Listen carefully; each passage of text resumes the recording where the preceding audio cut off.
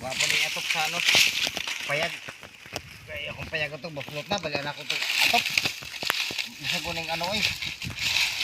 Pobre kay. Ano. Yun lang mga ni.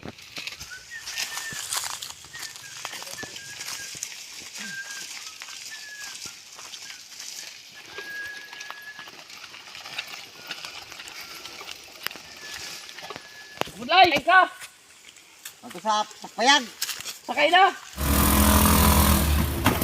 Oh my God. Oh. Di ka masakay kay. Di ka kamawa ng drive. Kaya itong nag-abroad ang duha. Iba man emong drive man. Dili pa nga na. Lain na. Saka di ko nakasakay. Nagdali ko.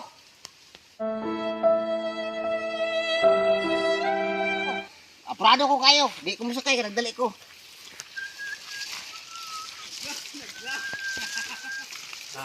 Drive lang! Sus! Kadugay-dugay ko sa abroad!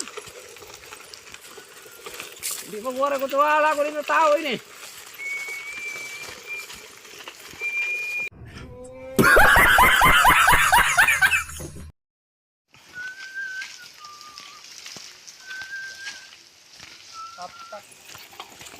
Sakay na ka, Budlay! Yung na baka na di ko. Kaya nagdali ko. Ano sa kamasikin ako ng orin. Ah!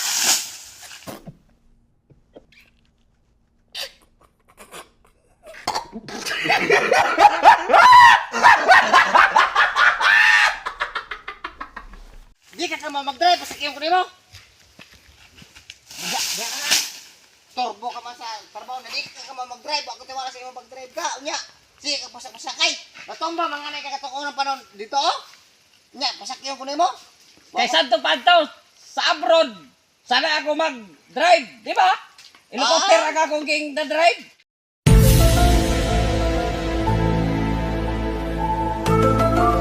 Ini motor-motor lang ini. Wa ako tiwala sa imo ha. Ah, galang na ako na ay. Di ko masakay. Magna ko lang ko. Ang ipapagla ko, safety pa ang life. Di kay sakay diyan, never. Bahala ka diyan. Manigas ka. Bahala.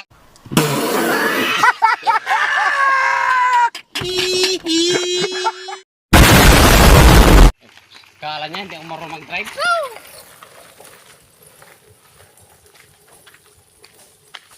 Uy!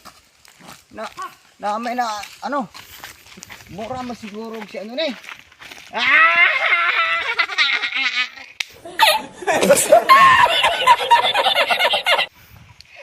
Kabudlat! Giing ng kapada ko na di ka ba mag-drive?